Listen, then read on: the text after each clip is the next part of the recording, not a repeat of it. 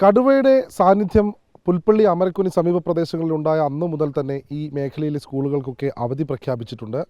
നിലവിൽ ഈ ആടിക്കൊല്ലിയിലെ cent Sebastian ചർച്ചിന് സമീപത്തെ സ്കൂളുകൾ ഒപ്പം നിരവധി ഈ മേഖലയിലുള്ള സ്കൂളുകളിലെ വിദ്യാർത്ഥികളൊന്നും തന്നെ ദിവസങ്ങളായി സ്കൂളുകളിലേക്ക് എത്താറില്ല. ഇപ്പോൾ നമ്മളോടൊപ്പം സെൻറ്റ് സെബാസ്റ്റ്യൻസ് ചർച്ച് പള്ളി വികാരി സോമി വടയാനിപ്പറമ്പിൽ നമ്മളോടൊപ്പം ചേരുകയാണ്. അച്ചോ, ഇപ്പോൾ നിലവിൽ കടുവയുടെ ഒരു സാന്നിധ്യമുണ്ട്. വിദ്യാർത്ഥികളും അതുപോലെ തന്നെ രക്ഷകർത്താക്കളൊക്കെ വലിയ ആശങ്കയിലാണല്ലേ? ഇവിടുത്തെ ജനങ്ങളും വിദ്യാർത്ഥികളും അധ്യാപകരുമെല്ലാം വളരെ ആശങ്കയിലാണ്. കഴിഞ്ഞ ഒരാഴ്ചയായിട്ട് അമരക്കുനി ആടിക്കൊല്ലി പ്രദേശങ്ങളിലെ കടുവ അങ്ങോട്ടും ഇങ്ങോട്ടും യാത്ര ചെയ്യുന്നു, മൂവ് ചെയ്യുന്നു, അത് ഡ്രോണിലൂടെ കാണുന്നു. ഇപ്പോൾ കൂട്ടിക്കയറുമെന്നൊക്കെ പറഞ്ഞ് അധികാരികളും ഫോറസ്റ്റ് ഉദ്യോഗസ്ഥന്മാരുമൊക്കെ പറയുന്നല്ലാണ്ട് മനുഷ്യരുടെ ആശങ്ക ഓരോ ദിവസവും ഓരോ വളർത്തുമൃഗങ്ങളെ പിടിച്ച് അവരുടെ ആശങ്ക വർദ്ധിച്ചുകൊണ്ടിരിക്കുകയാണ്. മനുഷ്യരെന്താണ് ചെയ്യേണ്ടത്? പുറത്തിറങ്ങാനായിട്ട് പറ്റുന്നില്ല. ഈ ദിവസങ്ങളിലൊക്കെ വിളവെടുപ്പുകളൊക്കെ നടക്കുന്ന സമയമാണ്, കാപ്പി പറിക്കുന്ന സമയം, പണി ചെയ്യേണ്ട സമയം. ഒന്നും ചെയ്യാത്ത നിൽക്കുന്ന ഈ മനുഷ്യരുടെ മുമ്പിൽ ഭരണകർത്താക്കൾ എത്രയും പെട്ടെന്ന് വേണ്ട കാര്യങ്ങൾ ചെയ്യണമെന്ന് അഭ്യർത്ഥിക്കുകയാണ്. ജനങ്ങളുടെ ഭീഷണി മാറ്റുവാനായിട്ട്. ഇതൊരു മൃഗത്തിനു വേണ്ടിയാണ്. മനുഷ്യന് ഇത്രയും ബുദ്ധിമുട്ടുകൾ ഉണ്ടാകുമ്പോൾ അതൊരു പ്രശ്നമായിട്ട് പരിഗണിക്കാതെ മൃഗത്തിൻ്റെ സംരക്ഷണത്തിന് വേണ്ടി നടക്കുന്ന ഒരു ജനാധിപത്യ രാജ്യമാണോ നമ്മുടേതെന്നൊരു സംശയം തോന്നുകയാണ് ജനങ്ങൾ. അങ്ങോട്ടും ഇങ്ങോട്ടും ജനങ്ങൾ കലഹിച്ച് എന്ന രീതിയിൽ രംഗങ്ങൾ രൂപപ്പെടുകയും അത് പൊതുവായ ആ ആശയത്തിൽ നിന്നോ ലക്ഷ്യത്തിൽ നിന്നോ മാറുന്ന ഒരവസ്ഥയും ഇവിടെ സംജാതമാകുന്നുണ്ട്. അതുകൊണ്ട് ബന്ധപ്പെട്ടവർ അതിനുവേണ്ട സത്വര നടപടികൾ സ്വീകരിച്ച് ഈ കടുവ ഭീതിയിൽ നിന്ന് ജനങ്ങളെ രക്ഷിക്കണമെന്ന് സ്നേഹത്തോടെ അഭ്യർത്ഥിക്കുകയാണ്. ഈ കടുവ ഭീഷണിയെ തുടർന്ന് ഇപ്പോൾ വലിയ ആശങ്കയിലാണ് ഈ പ്രദേശമൊക്കെ. സ്കൂളുകളൊക്കെ കുറേ നാളായി അടച്ചിട്ടിരിക്കുന്നു. അപ്പോൾ എന്താണ് ഇപ്പോൾ ടീച്ചർമാരെന്നുള്ളതിൽ നിങ്ങൾക്ക് പറയാനുള്ളത്? ശരിക്കും ഇതിപ്പം 3-4 ദിവസമായല്ലോ. അപ്പോൾ അമരക്കുനി പ്രദേശത്താണ് ആദ്യം കടുവ ഇറങ്ങിയത്. അതിനുശേഷം പിന്നെ ഊട്ടിക്കവല, തൂപ്ര, ശരിക്കും ഞങ്ങളുടെ സ്കൂളിനോട് അടുത്താണിങ്ങനെ. ഇപ്പോൾ ഏറ്റവും ലേറ്റസ്റ്റ് ആയിട്ട് ഇപ്പോൾ നമ്മുടെ സ്കൂളിന് ഒരു 1/2 കിലോമീറ്റർ ദൂരെയായിട്ടാണ് ഇപ്പോൾ കടുവ സാന്നിധ്യം പറയുന്നത്. ഇപ്പം ഞങ്ങളാണ് ഏറ്റവും പ്രതിസന്ധിയിൽ. നമുക്ക് കുട്ടികൾക്ക് ക്ലാസ് കൊടുക്കരുത് എന്ന് പറയാനുള്ള അധികാരം ഞങ്ങൾക്കില്ല. അപ്പോൾ ശരിക്കും നമ്മുടെ കളക്ടർ അങ്ങനെയൊക്കെയാണ് അവധി പ്രഖ്യാപിക്കേണ്ടത്. അങ്ങനെ ഒരു പ്രഖ്യാപനം ഇതുവരെ നടന്നിട്ടില്ല.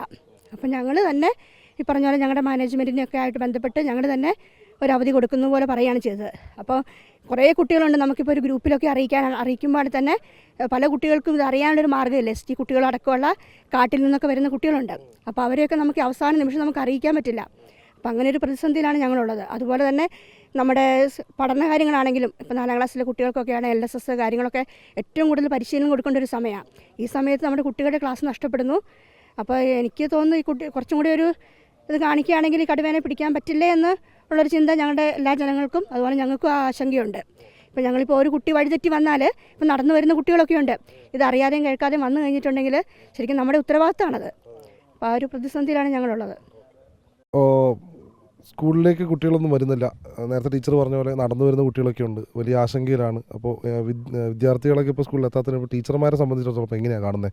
ഇതിനിപ്പോൾ ഒരു പരിഹാരം എന്നുള്ള രീതിയിൽ കടുവയെ പിടികൂടുക തന്നെയാണ് ഏറ്റവും നല്ലൊരു പരിഹാരം. വേറെ എന്തെങ്കിലും പറയാനുണ്ടോ? അല്ല, തീർച്ചയായിട്ടും കടുവയെ പിടികൂടുക എന്നുള്ളതാണ് ഏറ്റവും അതേ ഉള്ളൂ പരിഹാരം. കാരണം എന്താ, ഇത്രയും ജനങ്ങളുടെ ജീവന് ആശങ്കയല്ലേ.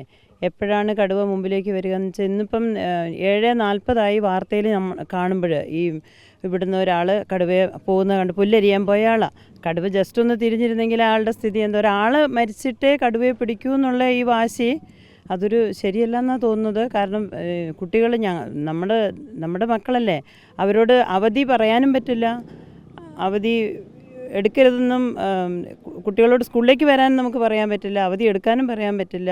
നേരത്തെ തന്നെ തീരുമാനമാകേണ്ടതല്ലേ. അപ്പോൾ അതിൻ്റെ ഒരു ബുദ്ധിമുട്ട് ഞങ്ങൾക്കുണ്ട്. ക്ലാസ് കൃത്യമായിട്ട് നടക്കുന്നില്ല. ഇപ്പോൾ ഏറ്റവും കൂടുതൽ ബാധിച്ചിരിക്കുന്നത് നമ്മുടെ സ്കൂളിനെയാണ്. പിന്നെ ഈ പ്രദേശത്താണല്ലോ കടുവയുള്ളത്. അപ്പം കടുവ എത്രയും പെട്ടെന്ന് പിടിക്കുക, അതുമാത്രമേ ഉള്ളൂ ഇതിനൊരു പരിഹാരം. പിന്നെ എന്താ പറയുക, ജനങ്ങളുടെ സുരക്ഷയ്ക്ക് വേണ്ടിയിട്ട് നേതാക്കന്മാരൊക്കെ വേണ്ടത് ചെയ്യണമെന്നും കൂടെ കൂടുതൽ ഓർമ്മിപ്പിക്കുകയാണ്. മാതാപിതാക്കളുടെ ആശങ്കയൊക്കെ നിങ്ങൾ അധ്യാപകരെ അറിയിച്ചിരുന്നോ? അതെ, ഓരോ മാതാപിതാക്കൾ രാവിലെ തൊട്ട് വിളിക്കുകയാണ്. അപ്പോൾ അവർ വിളിച്ചിട്ട് ഞങ്ങളിപ്പോൾ വിടണോ ഇപ്പം വേണ്ടോ എന്നുള്ള കാര്യങ്ങൾ ചോദിക്കും. അപ്പം നമുക്കിതിനകത്ത് പെട്ടെന്നൊരു ആൻസർ പറയാൻ പറ്റുന്നില്ല. എന്നാൽ കടുവേനായിട്ട് അത് പ്രശ്നമാണ് താനും. നമ്മുടെ എന്താ ചെയ്യേണ്ടതെന്ന് അറിയാൻ പറ്റാത്ത രീതിയാണ് നമുക്കിപ്പോൾ ഈ അവസ്ഥയിലുള്ളത്. അധ്യയനമൊക്കെ മുടങ്ങിയതുകൊണ്ട് തന്നെ സിലബസൊക്കെ ഇനി എങ്ങനെയാണ് തീർക്കുക പെട്ടെന്ന്? അധ്യാപനത്തിൻ്റെ കൂടെ പിന്നെ വാർഷികം, LSS പരീക്ഷ ഇതെല്ലാം ഉണ്ട്, എല്ലാം തീർക്കണ്ടേ. അതിപ്പോൾ എങ്ങനെയാണെന്ന് ഞങ്ങൾക്കും ഈ കടുവേനെ പിടിക്കാതെ സ്കൂൾ തുറക്കാതെ കാര്യങ്ങൾ നടക്കില്ലല്ലോ. പിന്നെ ഇപ്പം ഞങ്ങൾ ഓൺലൈൻ ക്ലാസ് നടത്തുന്നുണ്ട്, അതുകൊണ്ട് തന്നെ പറ്റിയല്ലോ. പിന്നെ ചെറിയ കുട്ടികളാകുമ്പോൾ ക്ലാസ്സിൽ തന്നെ ഇരുന്ന് പഠിക്കണം, നമ്മുടെ സപ്പോർട്ട് വേണ്ടേ, അങ്ങനെയുണ്ട്. പിന്നെ പാരൻസിൻ്റെ ഒരു പ്രശ്നമുണ്ട്. അവർ ഈ ജോലിക്ക് പോകുന്നവരൊക്കെ രാവിലെ 7 മണിക്കൊക്കെ വീട്ടിൽ നിന്ന് പോകുന്നവരുണ്ട്. അവർ രാവിലെ വിളിച്ചിട്ട്, ഇന്ന് രാവിലെ എന്നെ വിളിച്ച് എത്ര പേര് വിളിച്ചെന്നറിയോ, വിളിച്ചിട്ട് അവർക്ക് പിള്ളേരെ തന്നെ ഇരുത്തിയിട്ട് പോകണം. ജീപ്പ് വരുമ്പം ഈ പാരൻസിനും ജോലിക്കും പോകണം, അവർ ജോലിക്ക് പോകാതെ അവരുടെ കാര്യങ്ങൾ നടക്കില്ലല്ലോ. അപ്പോൾ പിള്ളേരെ വണ്ടിയിൽ കയറ്റി വിടുകയും ചെയ്യണം. അപ്പോൾ തന്നെ ഇരുത്തിയിട്ട് പോകുന്നത് എങ്ങനെയാണ് ടീച്ചറെ എന്ന് എന്നോട് ചോദിക്കുന്നത്. അപ്പോൾ അവധിയാണെന്ന് എനിക്ക് പറയാൻ പറ്റില്ലല്ലോ. അപ്പം അങ്ങനത്തെ ഒരു പ്രശ്നം. തീർച്ചയായും ഈ മേഖലയിലെ ആളുകളുടെ ഒരു ആശങ്കയാണ് അവരുടെ പ്രതിനിധി എന്ന നിലയിൽ വികാരി അച്ഛൻ നമ്മളോട് പങ്കുവച്ചത്. നമുക്കറിയാം, നിരവധി സ്കൂൾ വിദ്യാർത്ഥികളും ക്ഷീരകർഷകർ അടക്കമുള്ള മേഖലയാണ് ഈ കടുവയുടെ സാന്നിധ്യം കണ്ടെത്തി അന്നു മുതൽ ഈ മേഖലകളിലൂടെയുള്ള സ്വതന്ത്ര സഞ്ചാരത്തിന് തടസ്സമുണ്ട്. അതോടൊപ്പം രാത്രി ഈ മേഖലകളിൽ നിയന്ത്രണങ്ങളുണ്ട്, ലൈറ്റിട്ട് പുറത്തിറങ്ങുന്നത്, അതുപോലെ തന്നെ രാത്രി സഞ്ചരിക്കുന്നതിന് നിയന്ത്രണങ്ങളുണ്ട്. ആ ഭാഗത്തൊക്കെ പോലീസിൻ്റെ വലിയ കാവലുണ്ട്. ഒപ്പം വനംവകുപ്പ് കടുവയെ പിടികൂടാനുള്ള ശ്രമങ്ങൾ ഊർജിതമായി തന്നെ മുന്നോട്ട് കൊണ്ടുപോയിക്കൊണ്ടിരിക്കുകയാണ്. പക്ഷേ കടുവയെ മയക്കുവെടി വെച്ച് പിടികൂടണം, കൂട്ടിലേക്ക് തെളിച്ചു കൊണ്ടുവന്ന് കയറ്റുന്ന രീതിയിലേക്കുള്ള ശ്രമങ്ങൾ വനംവകുപ്പിൻ്റെ ഭാഗത്തുനിന്ന് ഉണ്ടാകാതെ അതിന് പകരം കടുവയെ എത്രയും പെട്ടെന്ന് മയക്കുവെടി വെച്ച് ഇവിടെ നിന്ന് പിടികൂടണമെന്നാണ് ഇവിടുത്തെ പ്രദേശവാസികൾക്കടക്കം പറയാനുള്ളത്. വീഡിയോ ജേർണലിസ്റ്റ് അതുൽ ആംബ്രയ്ക്കൊപ്പം reporter Deepak Mohan in reporter, Wayanad.